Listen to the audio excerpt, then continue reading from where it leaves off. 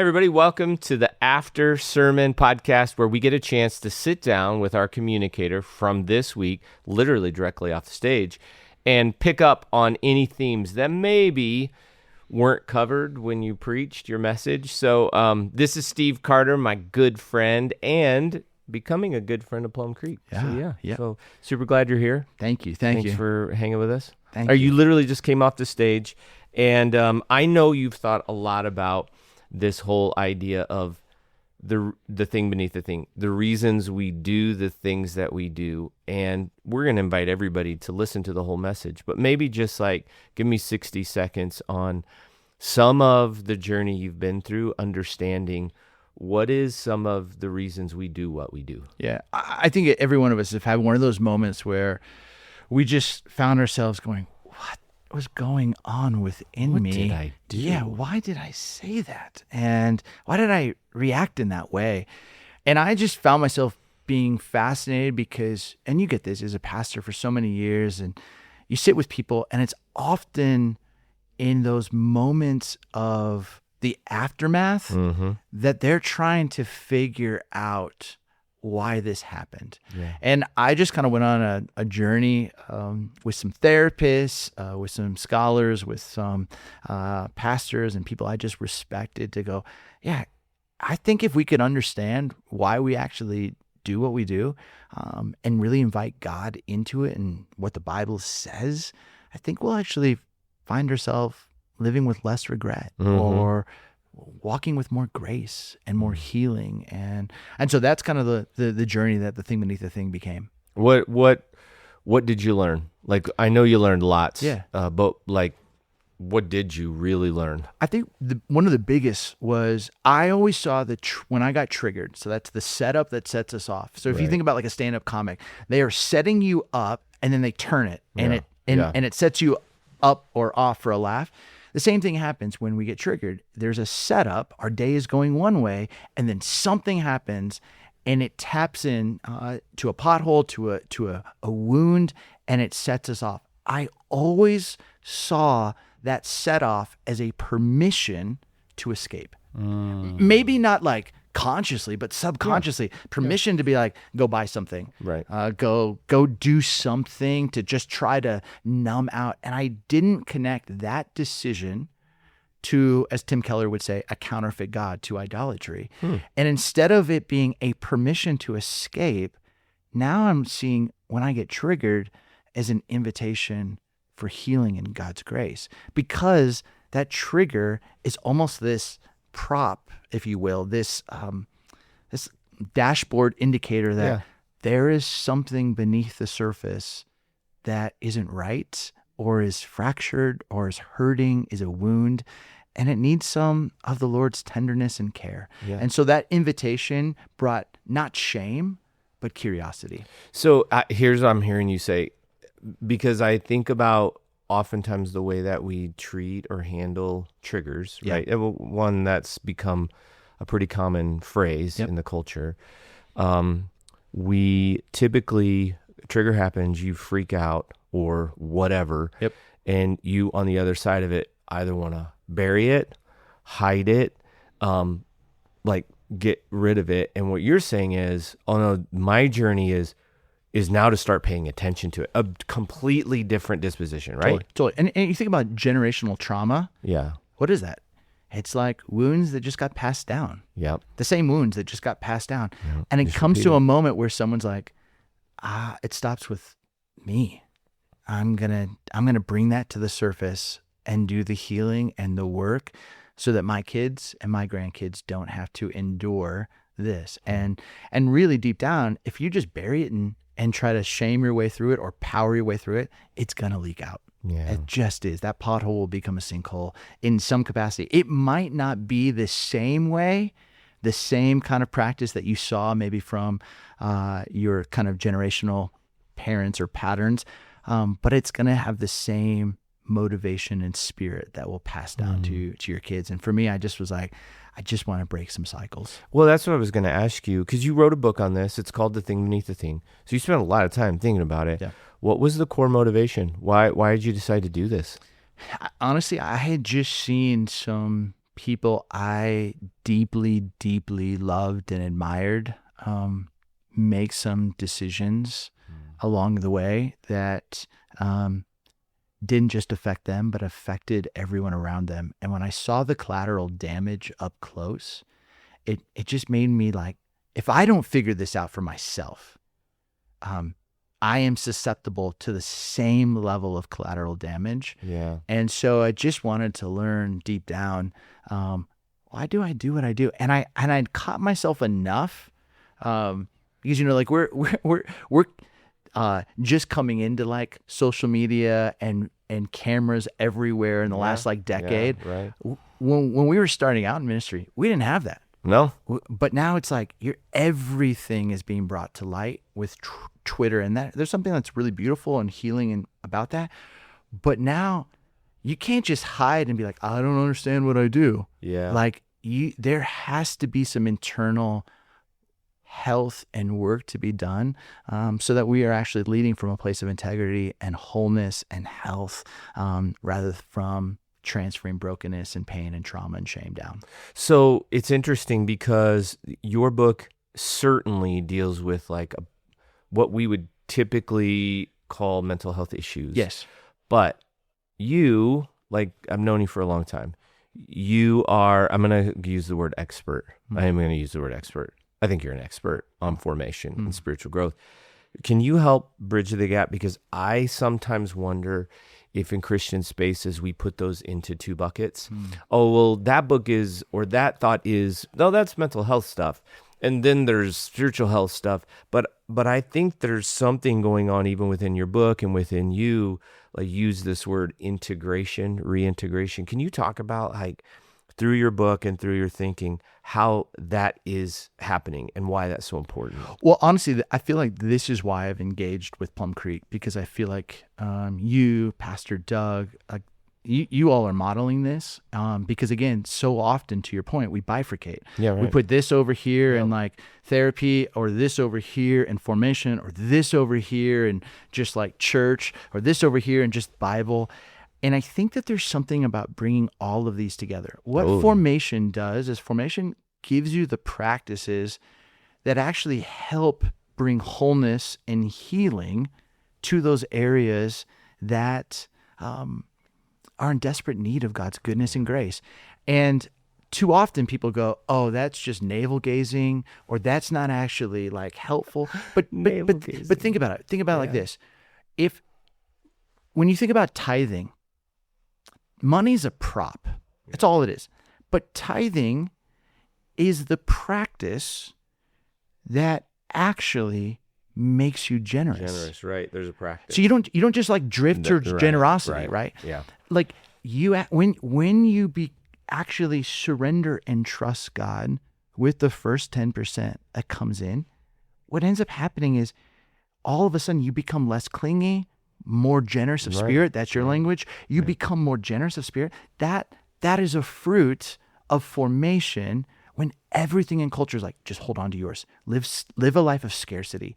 Well, the only way to break that is through formation. Right. And formation will address, why am I scared when it comes to money? What is my relationship with money? Which will typically bring you back to your childhood table, or what you picked up when you saw people handling money. Totally. And I often will say, humans are very perceptive. They're just crappy interpreters of reality. Yeah. We will perceive and tell and craft a story, but how we interpret that story, if it's not through the scriptures, through the lens of formation, will typically have us drift towards protection and preservation rather towards health and formation. And so formation just looks at that area, that ache, that wound, and begins to give you the necessary tools, practices, postures that actually attack those poisons, that bring healing so that you can be everything God intended you to be. Well, we were having this conversation on another podcast. Follow up. But how, and we could talk about this for a while. This whole idea of bifurcation, it's happening all over the place. Yep. It even happens the moment you say formation. There is a bunch of Christians who go, oh, but that's a stream. Yep. That's a thing. That's not my thing. And yet there is this reality we are being shaped all the time. That's all that means. Formation isn't a stream. It isn't like another thing that you can or can't do. Like, you are getting shaped by something, wounds or traumas, that's shaping you, right? And then your responses out of that trauma continues to shape you, or so you are.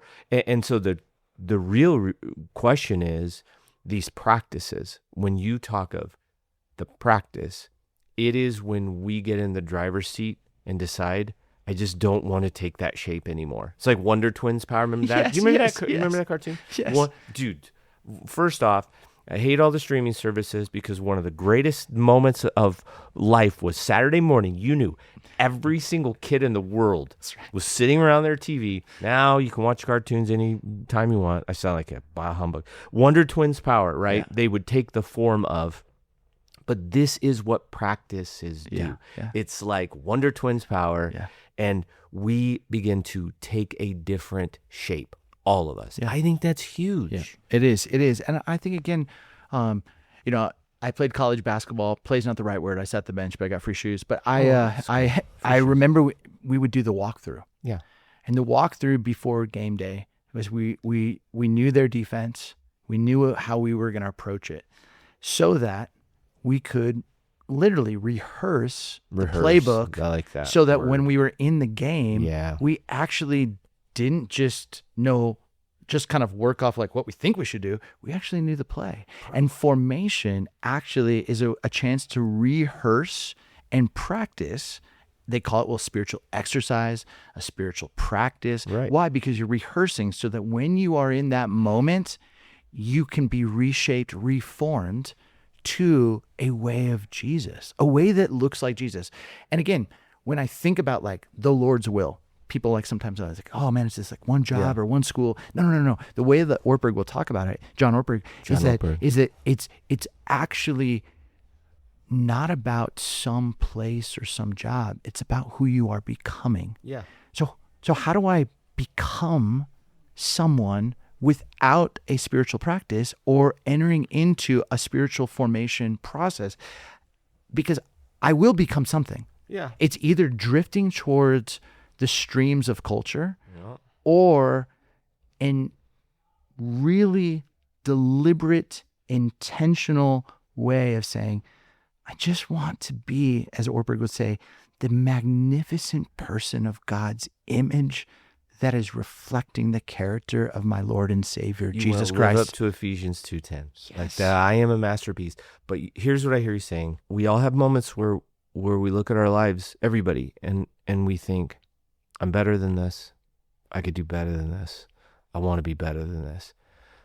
Where most of us fall short is, I think it's two parts. One is we have very little understanding of where this came from, and we have no rehearsal rhythm to shape us into something any different. So the reason why you come back to the same arguments with your spouse or the same interactions is because there has been, from the last time you were triggered, no rehearsal of anything different. Yeah. And it is foundational to us becoming Ephesians 2:10, right? You just named it. And I think if there's anything you can take away from the podcast, it's just exactly what he just said. Boom, I just spiked to the ball. Is that moment is we are not actually reflecting on what was really happening within us that predicated that reaction. Yep. What caused that? And we don't have or don't want the spiritual practices that can actually address that pain point, that can actually transform us. Yeah. And so we're not doing either. So when you don't do either, you're stuck.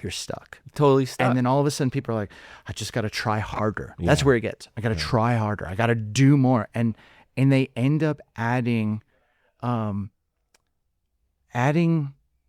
an already busy life rather than stepping back and saying, help me understand this and teach me this and let me walk in your spirit and in your way. And you're not going to get it overnight. Like when I go to the gym only once, I'm not going to look like Ryan Gosling.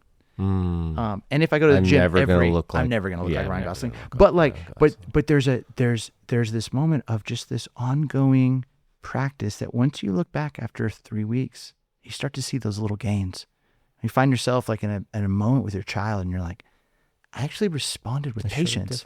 I showed up different, and that's what formation can offer you. It's a bit of like a 401k, like it the compound interest that grows from these practices over a lifetime. I'll end with this. Okay. The first time I met my wife's grandfather, it was at a wedding, and he was the best man for his grandson.